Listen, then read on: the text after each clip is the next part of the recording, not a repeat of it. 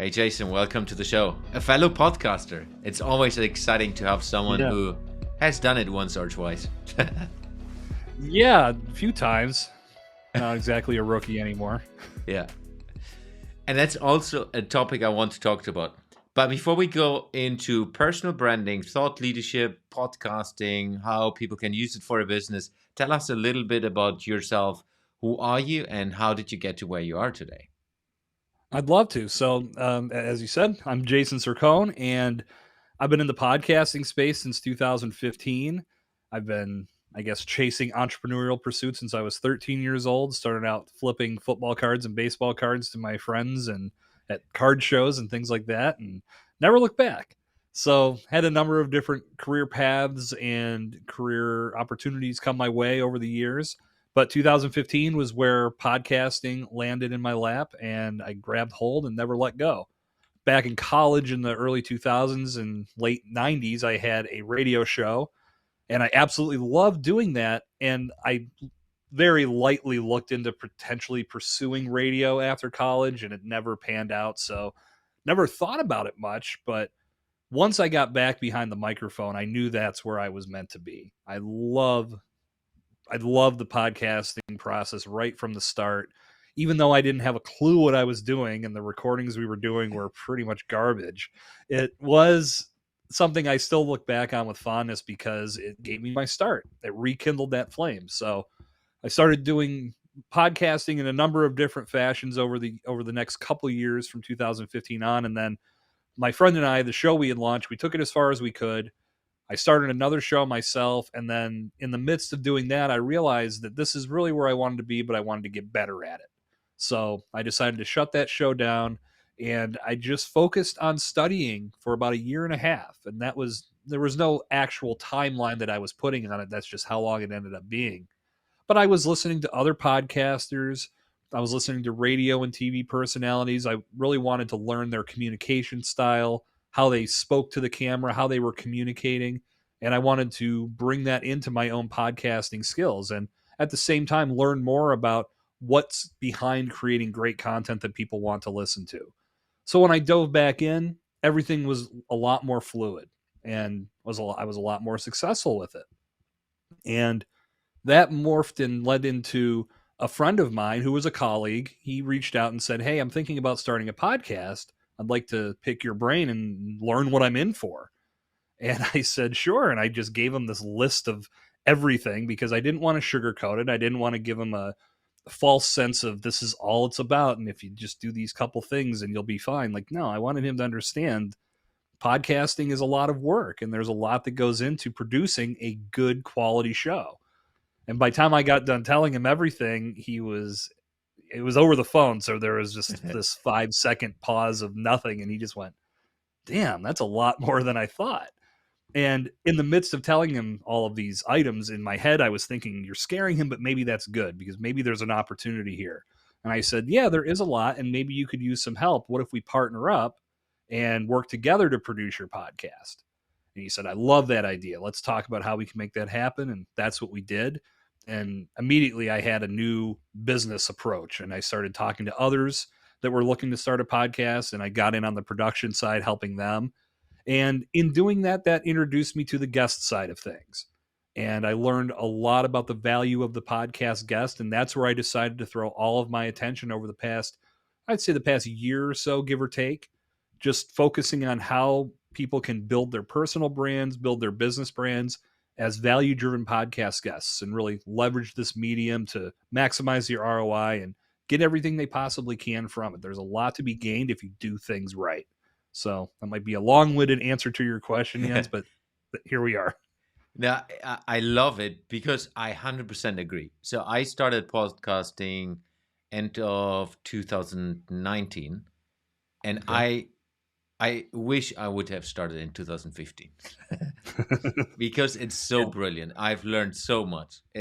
I can highly recommend it to everyone who is specifically people who want to build a personal brand and or entrepreneurs, even companies inside of companies. It's huge opportunity to Mhm. get people interested in different things because right now, at least for me, we're kind of in a world where everything is like super fast. It's a TikTok, it's 30 seconds, and we're not Yeah. really having listening to long form conversations anymore, except the people who are into podcasting and listening to things.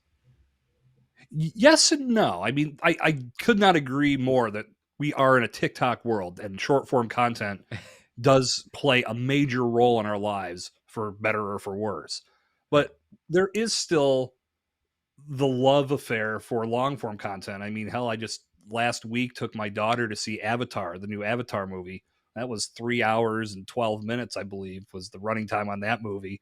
Plus the previews, you're sitting in the theater for about 4 hours. That was long Yeah, form yeah, content that's true. blown away. So, but even to on a lesser degree, television shows, shorter movies, we still do love a good story, and we love if it's captivating and it brings value into our worlds, whether it's from an educational standpoint or just from entertainment and giving us an escape for a little while.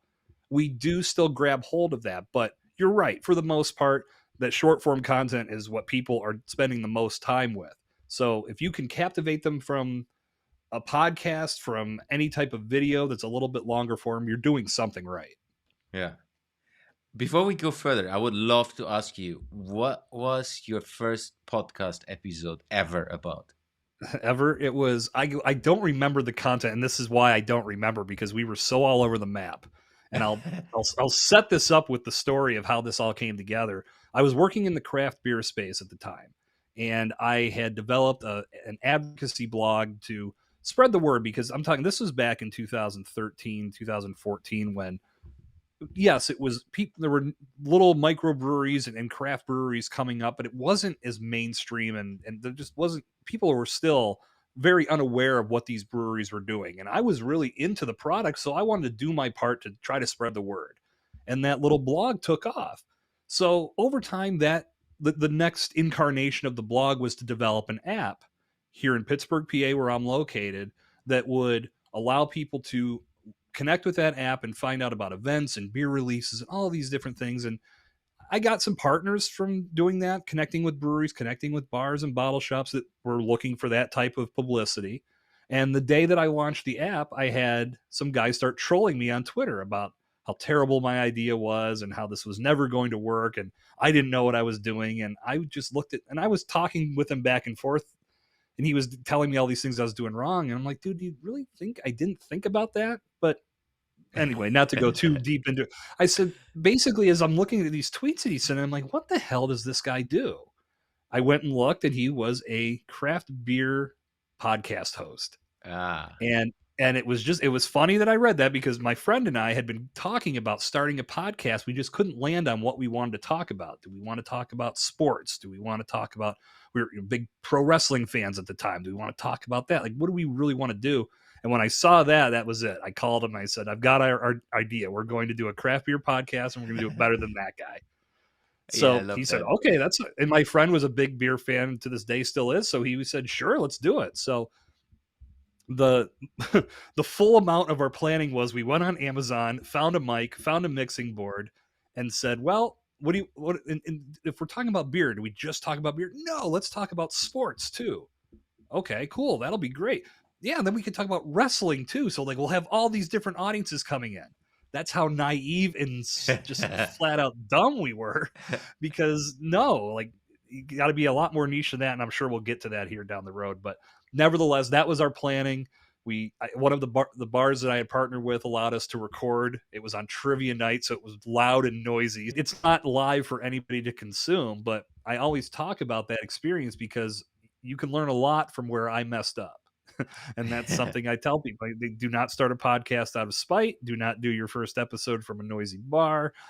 Make sure you have a plan of attack. Like, there's a lot of things that I've learned from that experience. But that's, yeah, in a nutshell, that's where it all began. It's a good story, right? Yeah, great one. Let's start with personal branding first. So you said you help people building their personal brand and doing that through podcasting. If Mhm. we go for personal branding, how important is personal branding in your experience, and why do you focus on personal branding with the people you help? Personal branding is huge. So many people will identify you over the brand or the product sometimes. And in many cases, you think one of the biggest examples that I can think of is, well, there's two. Gary Vaynerchuk is one. He is the face of his brand, and people don't say VaynerMedia, VaynerX. Yeah. They're saying Gary V. He is that brand in and out, through and through, and he does his part to keep his face at the front of that all the time, at all times. Another big one is Sarah Blakely. She has done so much to build that Spanx brand, but her being the ambassador and being that forward face that's in front of everyone, most people think of her first before they think of that product. Hmm. So personal branding can play a tremendous role, because at the end of the day, you can build the most remarkable business brand in the world. And of course, we're all aspiring to that in some degree, but people do business with other people. Humans deal with humans. We have a number of different pieces of technology that will help us communicate, but it's usually a human on the other end of that communication. Yeah. So if you are a smaller brand and you have a great deal of expertise, building your personal brand and putting your face out there and your voice out there for people to learn from, to gain knowledge from, to build trust with, you're going to have that naturally extend into all of your business brand practices as well. And for me, that personal brand, I look at everything I've done. Without personal brand, I probably would not have accomplished the things I have. And that's why I put emphasis on it, because I want others to experience that the exact same way. Yeah. I can't agree more. It's so important. I myself have neglected this for so many years. At least I always try to fit in. Because I was working in large corporate where it's like, yeah, what do? You fit in, you post what is appropriate. If we talk about social media as an example, you post what Mhm. is appropriate to be posted. Yeah. You No, share, not wrong. yeah, No, I mean, a lot of people will do that. And I've talked to people that have lived in that same world. And what they discovered was all of the knowledge and expertise that they were gaining along the way was valuable to a point to where they could share that, and it would be something that was pointing towards their company and their corporation. And there's absolutely nothing wrong with that. The corporation should not see anything wrong with additional people having eyes on their product, eyes on what they're doing. yeah, But when push comes to shove, maybe they decide that it's time for me to go out on my own. Maybe I'm feeling like the schedule of an entrepreneur is more for me versus being here from 9 to 5 or much longer, as many corporate jobs are. yeah, They Someone may stumble upon maybe a YouTube channel that you've created. Maybe it's a podcast, something that you've taken all that expertise from your corporate life and you've put it into this personal brand. It gives you a leg up and a little bit of a jump start and a head start if you decide to strike out on your own. So it's, no matter where you're at, having that personal branding is incredibly vital. yeah. And it's for me, it's even if you are staying in the corporate world and you are, let's say, a leader, even if you don't want to make a big career, it's still valuable. Right. I've seen it in completely different worlds. Not just the obvious is if you are in the world where we are, then you know Gary Vaynerchuk or Mm-hmm. Gary V. I have Mm-hmm. never heard of him at all before December 2020. Never ever in my whole life. No Yeah. joke. And Well, and yeah, we find people like that all the time, though, right? Not just yeah, Gary V. exactly. You stumble upon somebody that has an Instagram account, a podcast, a YouTube channel, and go, wow, I like the cut of their jib. Yeah, So you start exactly. following them, and it's like, well, you didn't hear about them until you did. So And it's big. and it for me, if we just take him as the example, for me it was I was I was seeing videos of him. It's like, who is that? He's completely nuts. But then it's like, oh no, there's something about him that's interesting. And I was like Yep. watching a couple of more videos, checking out what he's doing, and then through Yep. that I was finding his companies. It was this Yep. way, not the other way around. Was hey, I find the Right. company and then I'm looking into who is the person. It was at least, and I see this as well with a lot of guests on my podcast, yourself included. You're super interesting in how you're doing things, and through your story you're getting people interested in what you're doing, and then maybe there's one or two or a couple of more hopefully who are saying, hey, I Hmm. would love to work with Jason, I would love to learn how he's doing it, because I mean, specifically you, because you're helping people to do it. Exactly. No, there's so much value in that, and what you'll learn about Gary Vee, the thing that when I first discovered him, and I really don't remember when I first stumbled upon Gary Vaynerchuk, but I know the thing that grabbed my attention was his authenticity. Hmm. This guy didn't care that he was dropping the F bomb and swearing nonstop, and he's come out and said, "I've lost 25, $30,000 keynotes because they said you can't swear." And he was not going to compromise his authenticity and clean it up for the payday. Now, think about that. Most people, if you're offered that kind of money, Yeah. 9 times out of 10, and I would say I'm probably one of them, be like, okay, I'll bite my tongue on the swear words for a minute to get the payday. But Yeah. that's how bought into his authenticity, and he doesn't want to have that compromised in any fashion. That's pretty crazy. And in all of that, it attracts the right people and repels the wrong ones. Yeah. So you're bringing in the people into your orbit that you want to deal with. And then you'll also have the outliers that just watch because they want to be triggered. But that's a story Yeah. for another day. Agree. Another thing, as well with others, but specifically if we stay with Gary Vee, what's quite interesting, what I did, I looked then back into his beginnings. So I was searching the videos when he started. What's quite cool is when you start out putting yourself a little bit more out there, building a personal brand, you're graduating people into your world over time, and they Mm-hmm. stay with you. Like a lot of people, at least, stay with you, even Yeah. that they might not consume every single content of you, but they see Right. what you're doing and they see you gradually getting better at it, taking the next step, doing something else. It's quite interesting to see that. How do you do that when you think about yourself, but as well when you think about the people you help? Well, I will say this. It's funny that the evolution of Gary Vee over time, that first wine library video he did. I can't take credit for this. DP Knudten, who was a guest on my podcast, he called that video. He said it looks like a proof of life video.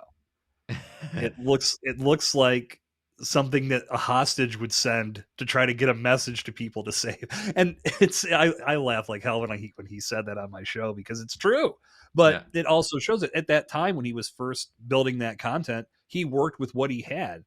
There wasn't a lot of emphasis on HD cameras and having these great connections and good audio. It was just put this on the internet and the world will consume because it's so new and such a just technological breakthrough in regards to communications. That's all that mattered. He was yeah, smart enough to realize he didn't have to be perfect. I think we all have to take a page from his book in that same respect. I think about that first podcast that I did. As I said, I sucked. I knew I sucked. I listened back on it. Our audio quality was terrible. I didn't know what I was talking about. I didn't understand cadence and dictation. So many things that I think of now, but I'm also almost a decade into this, practicing, yeah, having conversations, being a guest, hosting my own show, helping others be on shows, helping others build their shows. It's all experience that comes over time. And I know what happens with a lot of people is they get thrown off by not being perfect from the start. yeah, exactly. Spoiler alert, no one is perfect from the start. You have to get good at this. And that's where the practice swings come in. And that's where I can thank a lifetime of being a golfer. My dad got me started when I was 7 years old, and I'm not great, but I'm okay. I mean, now you'll never see me on the playing on Sundays at Augusta, but I enjoy the sport, and one of the biggest things I love about it is the fact that it's challenging, and you Mm, have to go out every time. You have to put in those swings. You have to try new things, and that's how you get better. And that's how you learn. Maybe this won't work. I have to try something else. Everything you do in building your personal brand is exactly the same function. It's exactly the same philosophy. You have to think about the small, gradual steps each and every day to get a little bit better at what you're doing. And if you put your focus there instead of trying to do this big, grand jump all at once, you're going to be in a much better place. And that's typically what I will tell anybody from the start. Focus on the small, gradual steps that will compound over time, and that's going to put you in a good place. yeah. It's again Gary Vee. I put the Yeah. link into the show notes for those who have never heard about him. Um, Put documenting it, doing it, and while you do it, you document what you're doing, and then you put it out there for people to discover. And I mean, it's same in my podcast. My first podcast episode was with a buddy who lives close by now here, and it was not too bad, but of course, compared to hopefully to today's episode, there's it's a huge step, but it's also a couple of years in between and a couple of 100 episodes in between. I guarantee that it is. And I think, anybody that I'll put this challenge out to anybody. Think of your favorite podcast. I don't care what it is. I don't care how many episodes it's had. Go back and listen to episode 1. Yeah. And then listen to their most recent. I don't care which episode it is. It could be episode 30. You're going to see a difference. Huge. Because you're getting better along the way. Because you start to get more comfortable. You start to find your voice. And that's not just with podcasting. That's anything that you apply practice to. It's so simple. And this is one of the things that just burns me. We have this in the States, Jens. I don't know if this is a problem on your side. With kids in sports and not keeping score. Yeah.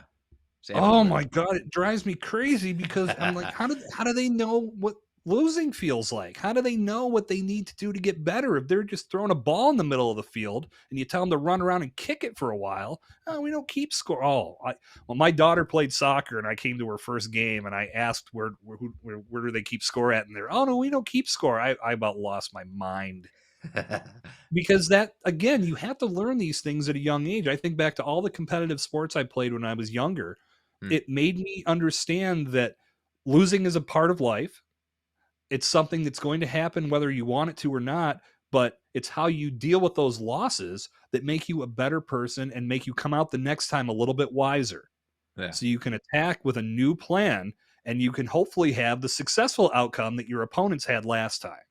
It's such an important lesson. And if we're not teaching that at a young age, it doesn't get instilled and it becomes harder to deal with. Maybe someone got a job over you.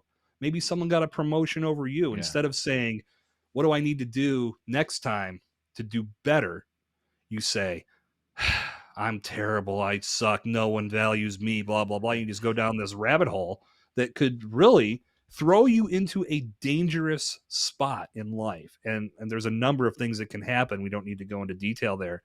But to me, if you're not practicing those types of thoughts and learning these things at a young age, it can be so damaging when you get older. Yeah, and there for me, there are a couple of things into that. One part is putting yourself out there. The other part is doing this consistently, like putting the work in, which not everyone is up for as well. And then having a dream which guides you towards something. And if it's not perfect, it doesn't matter. It's still a dream, and you get towards something, and you fail and you stumble and you fall flat, and you get up and do stuff. But we're not there. I think we're right now in a phase, still post-pandemic, where we are all not into that. Not all, but a lot of people are not. Let's say it like this. Yeah, it's funny you bring that up because I had this conversation on my podcast too. You think about when you're younger. I mean, I'm going back to when you're a baby, an infant. No one expects you to stand up and start running around the room right out of the womb. No, like you're swaddled, you're handled with care, and then eventually you start pulling yourself, rolling around on the floor, and then you start pulling yourself up and army crawling, and then all of a sudden you figure out your legs work, and you fall, and you get back up, and you fall, and everybody expects that and looks at it and says, "This is how it works." But then we get older, and we're scared to do that. Why? Yeah. It's the same mentality. We're just doing more, I don't want to say more important things, but we're just doing other things that for whatever reason we have it built up that we can't screw this up. To where I say, let me screw this up and see what it feels like. And then I can learn from, okay, that doesn't work. Now I can try this.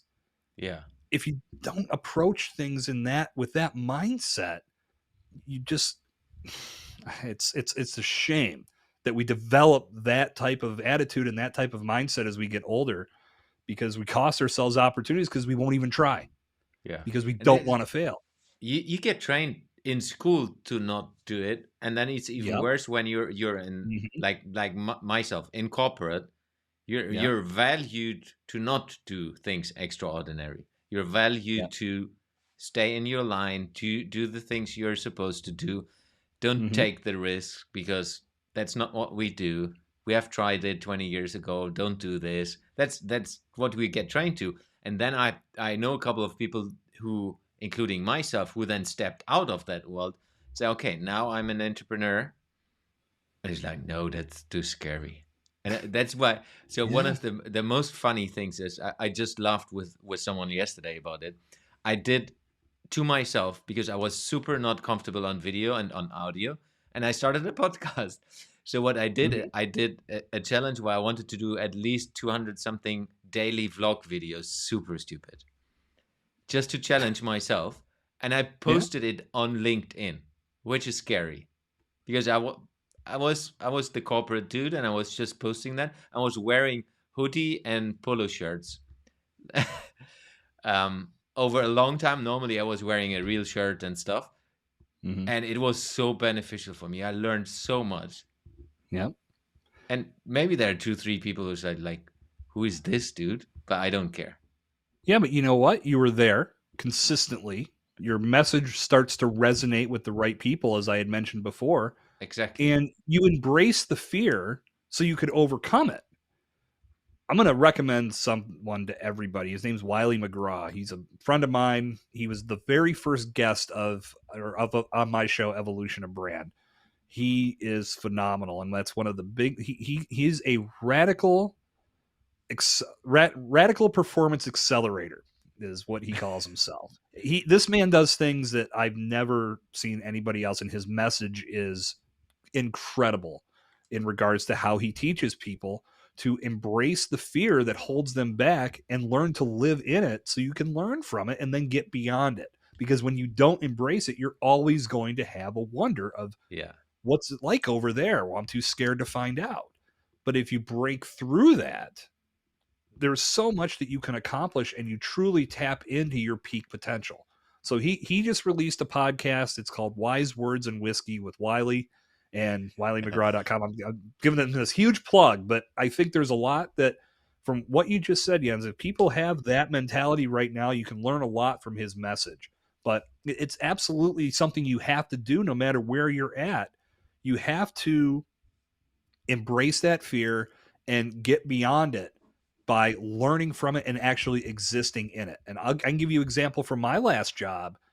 When I first started, they set the table for me and they said there was a lot of things that I had to fix. I said, fine. At least they were up front. I didn't come in and discover all these problems. Yeah. So I was in the midst of doing that, and I was probably there for about 6 months, and I was always calling for approval because I didn't want to piss people off and do something. I was scared to make a mistake. And finally, one of the managers that I was always calling, you said, will you just own the damn job and do what you think is right? Stop calling me.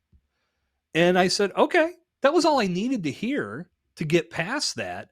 But I thought about what if I would have done that at the beginning? Would I have been a little bit further along Yeah. in all this For in the sure. process?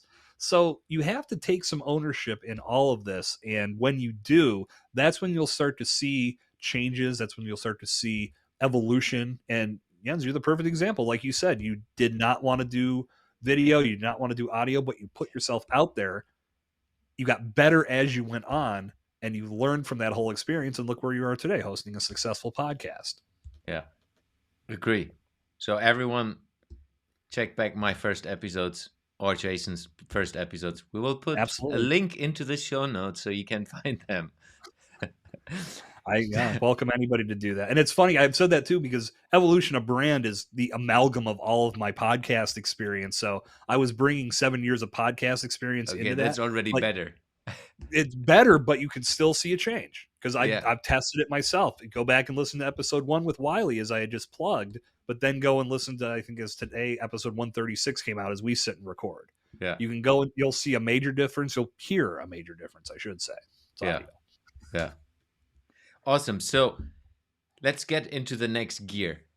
Mhm. How do you help people to do what we just talked about? So one part is, of course, getting the self-confidence, getting like, okay, if someone approaches you and say, "Hi, Jason, I want to build a personal brand. I want to do podcasting. I want to be a guest on different shows." What are the Mhm. different things? How do you help someone navigate that as a It, totality?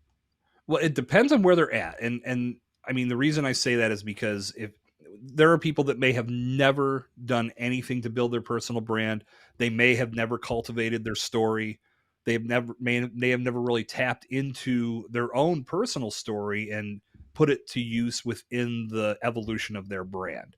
Hmm. So what we start with is training, and regardless of whether somebody is seasoned or they've never done podcasting before, that's where we start. And I will add this to where I'm going.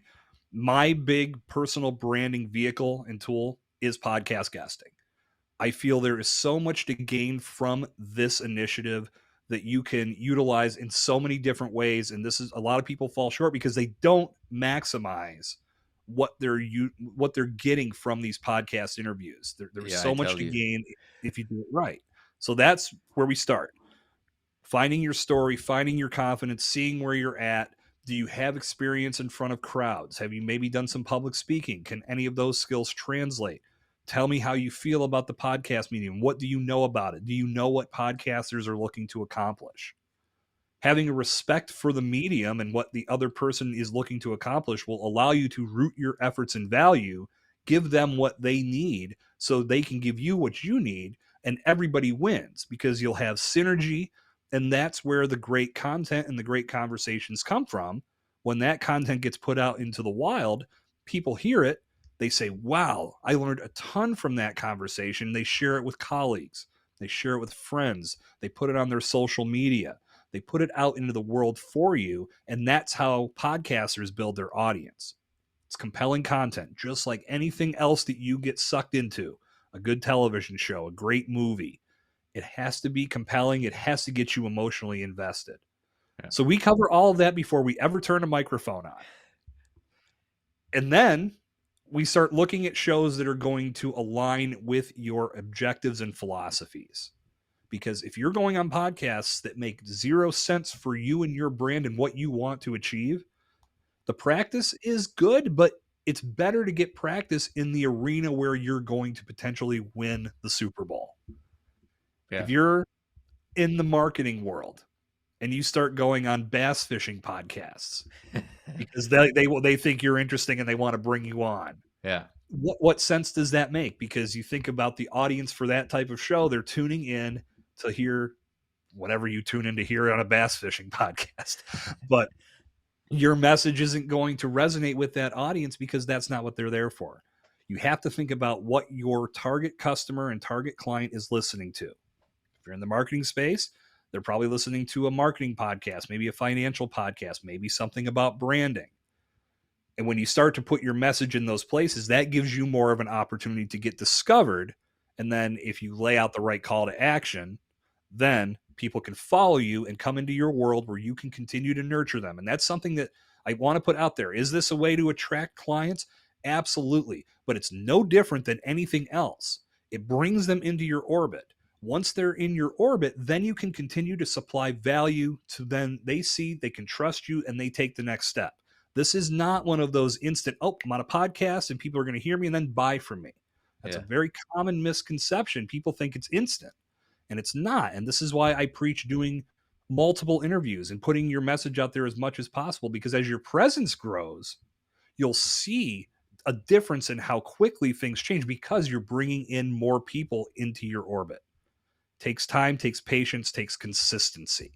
Yeah. And then once these podcast interviews are concluded and you're using the platform as a networking tool, there are strategies that you can do to potentially have the host become a client. Maybe they know people in their circle that could use your product or service. But if I were to show up today, Jens, and just be a sales guy and tell the world why they need to buy my product, more than likely you would never air this. Yeah. And because if you did, your audience would be like, why is Jens putting out a friggin' infomercial today? And that's, again, some people treat it transactionally and think that they have to be in sales mode, costing themselves opportunities. So it's having that understanding. The mutual respect has to be there. knowing what you want to accomplish, but knowing what the podcaster needs to accomplish as well. And then the final piece of the puzzle to wrap this up, what do you do with the content once it's live? Maybe the biggest miss that many podcast guests have. They go on the show, they knock it out of the park, they give a great interview, and then they never talk to that podcaster again. Podcaster puts that information out into the world. They don't share it, they don't do anything with it. That is a strike, my friend, because if you are not using that content to put in front of your audience in some way, shape, or form to tell them, look, this guy, this girl had me on their podcast. We talked about X, Y, and Z. It's more proof that they've put their trust in the right resource. You can't just rely on the audience of the podcaster. That's a big part of it. But there's also your existing audience that will continue to trust you, continue to refer new people to you if you continue to give them a reason to do so. So these interviews can serve as the ultimate piece of social proof that you need to make your brand go from unknown to undeniable, as my tagline goes. Yeah. But you have to follow the process, and you have to treat all of these items with the respect they deserve. If you try to skip things and take shortcuts, forget it. You might as well do something else. So that's another long-winded answer, but that's the process. Yeah, I love it, and I 100% agree. Couple of things in that. What I have found out over now 200 plus episodes for myself, but as well when I'm guest, building a systematic way of doing it. Not just, today I feel like I should post something from that podcast because I was a guest. So having really a plan and an understanding what works, what doesn't work over time, and then utilizing that with a system and a strategic approach, like you said, king in everything. Absolutely. That content can be used in so many different ways. I mean, you could, if you ask the podcaster for the raw recording, you could clip that up into so many different TikToks and YouTubes and YouTube Shorts and Instagram Reels, and you have all this short form content that, again, it's not the long form episode, but it can be used because, again, not everybody listens to podcasts. So that's why you don't want to just rely on that long form audio. If you can get those short form clips and put them out there, that could be enough for somebody to say, okay, I believe in you. I trust you. Your message is hitting home with me, because everybody consumes content differently. But if you're only going at it with this one-dimensional approach, chances are you're going to miss some opportunities and likely miss some people that could be major assets to your growth. Yeah. And it's most probably every podcaster has as well a couple of tips of what you can do with that content because they've done it a couple of times. Mm-hmm. No doubt. You will be laughing. I have published 200, I think 2 or 3 episodes while we record this one here. And it's less than 5 people who have ever asked me about the raw material. Less than 5. Yeah. I'm with you. I'm at one, like I said, as we sit and record, I just released 136 this morning, and I think I've been asked twice for the raw video. I ask every time, and I'll ask you the same thing, because again, and it's not that, I mean, there are some, you don't have to use everything, but even those additional pieces, if they are aligning with your message, maybe you've got a theme for the week. Maybe this week's content is all about X, and on this podcast, you talked about X. So you can take a couple short clips. That's content that's already made for you, so you don't have to go into production again and start coming up with new material. You've already got something that's done. Clip it, post it, use it to your advantage. That's a big part of this whole process. I mean, I've heard podcasters say dozens and dozens of times the repurposing aspects of podcasting was one of the biggest reasons they do it.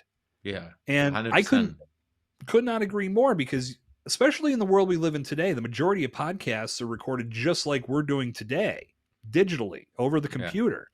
And you think about COVID and all of the bad that came from the pandemic.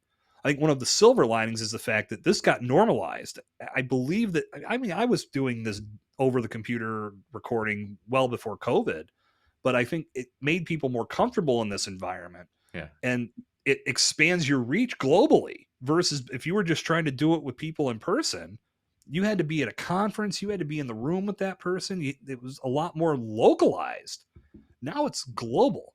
and you get so many different versions of content. You've got the audio, you've got the video, you can have it transcribed, so now you can get blogs, you can clip up the transcription and make social posts, you could potentially turn the content into a webinar. There's so much that can be pulled from this, and one little piece of content could give you information or give you more content to put out for maybe a month if you Yeah. really do it the right way. There's a lot to be done with it. So another feather in the cap of the podcast space and the podcast Yeah. medium.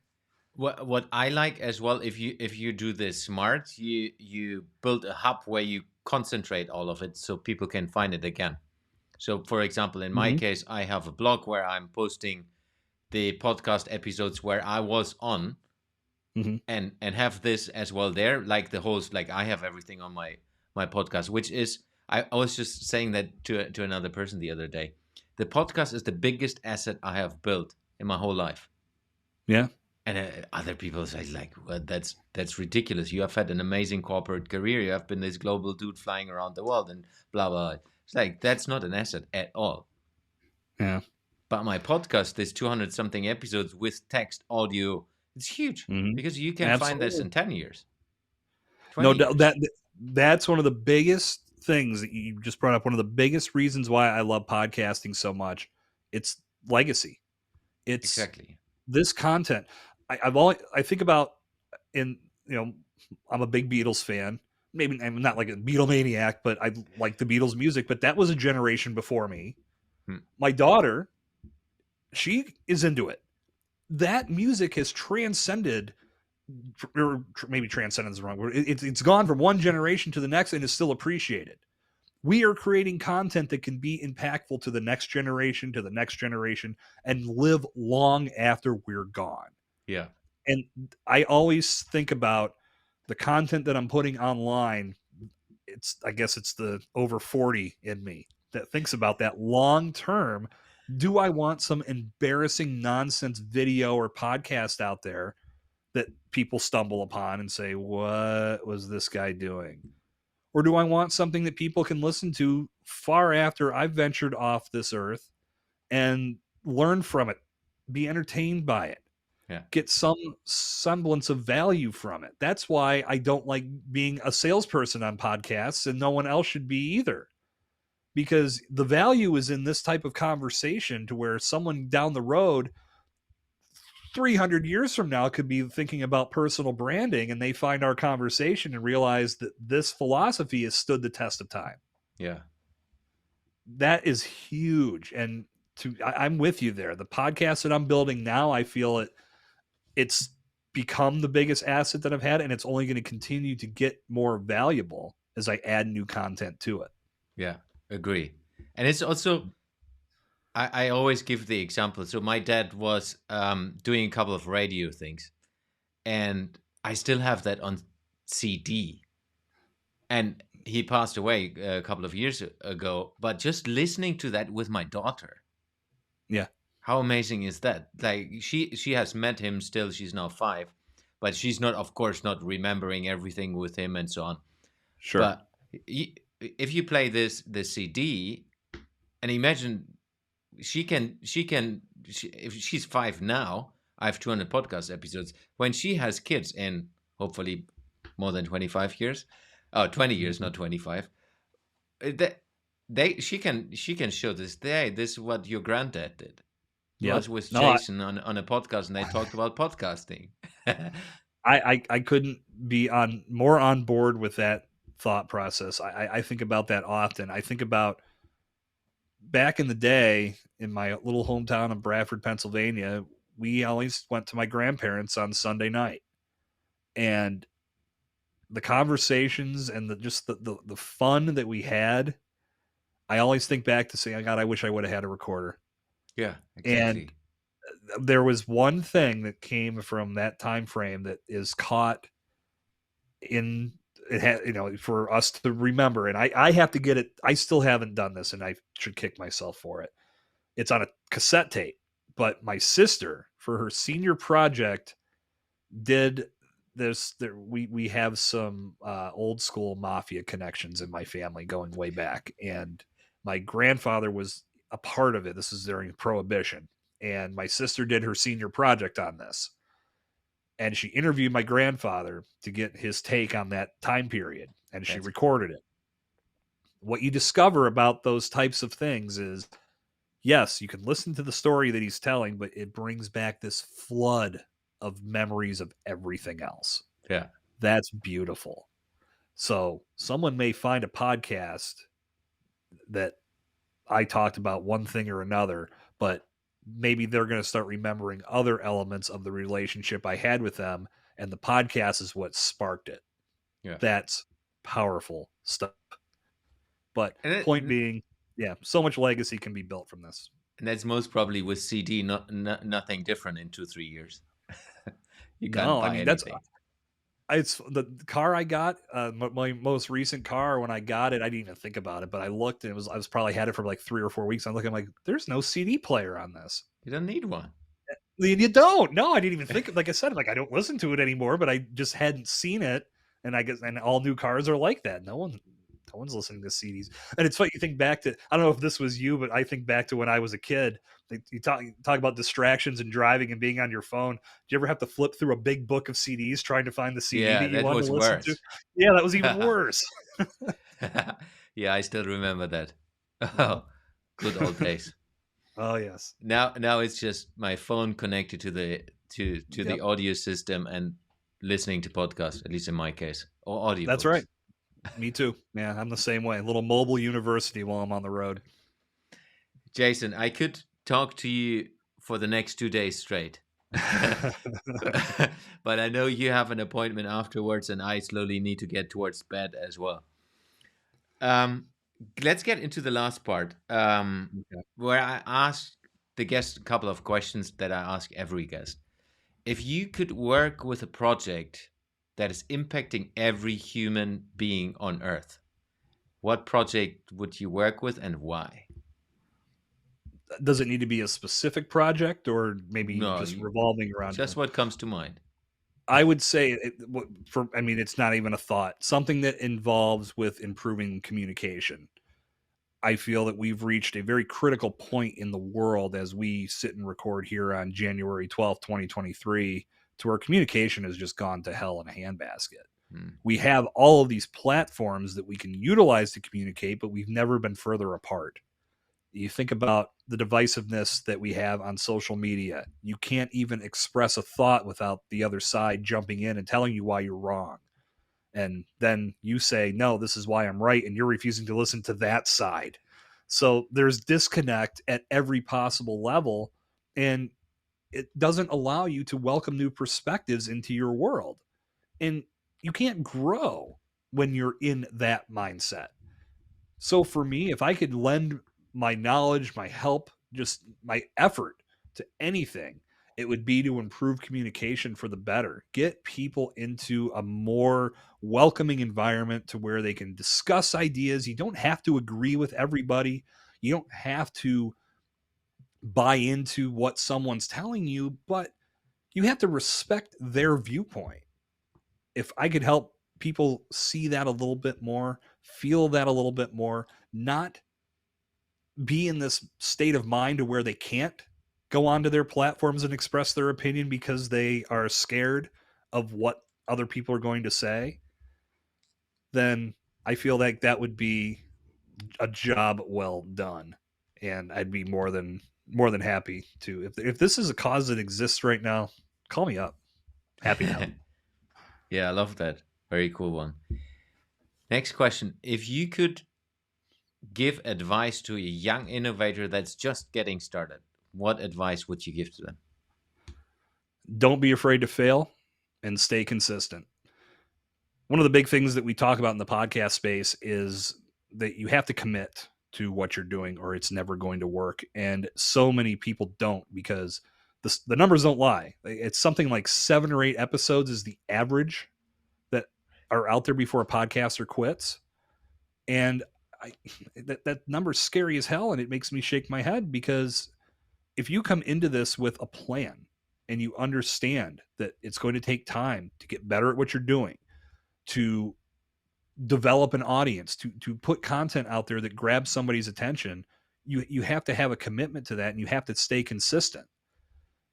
That applies to all matter of life. If you are doing anything new, whether it's picking up a golf club for the first time, maybe you're learning frisbee golf, whatever, you have to be consistent in your efforts to get better at it. And if you're scared of failing, you're probably not going to learn anything. You have to embrace the fact that you're going to fall on your face many times, learn from it, pick yourself up, and then the next time you come out, you can be smarter and say, okay, this is what happened yesterday, and that didn't work, so now I'm going to try this. And you may discover that works. Maybe you'll discover it doesn't, but you keep getting better. So any advice that I would give is do not be afraid to fail and stay consistent with whatever you are committed to doing and see it through till you get the conclusion that you're looking for. Love that. Where can people find you and how can people reach out to you? First step would be to visit enhanceyourauthority.com. I have a free guide that I put together for everybody. It is called The Absolute Guide to Authority Enhancement. And it's really a very quick, easy to consume strategy guide for understanding why being a thought leader in your space is going to help you build your brand and your personal brand, and how you can do it through podcast guesting. There's some tips and strategies on how you can do it yourself. But if you're looking to learn more and talk with somebody who's been doing this for almost a decade, you can also connect to my website from that page, set up an appointment. I love to have conversations with anybody that's exploring this idea. And I'll also throw in there every Friday, I'm also doing training videos that you'll get access to, only available after you pick up that guide. So enhanceyourauthority.com is where you get started. And I look forward to connecting with you from there. Awesome. Now, of course, I will put the link as well into show notes so that everyone can straight away click through to you and study what you're doing. And yeah, as well, highly recommend to follow Jason on all the social medias because he's doing awesome clips. I was liking like 20 of them as preparation for the podcast. Jason, thank you very much. It was a pleasure to have you on the show. I have learned myself as well a lot, and looking forward to collaborate together with you as well after the recording. Likewise, Jens, this has been a lot of fun. I had a great time talking with you today, and you're doing a great show here. I'm a big fan. And a quick word to your audience, Jens is doing a lot to put this content in front of you. Go drop a review and let him know how he's doing. Apple Podcasts is the best place to do that. But those reviews are very helpful, and they help us as podcasters get better at our craft. Yes. Thank you, Jason.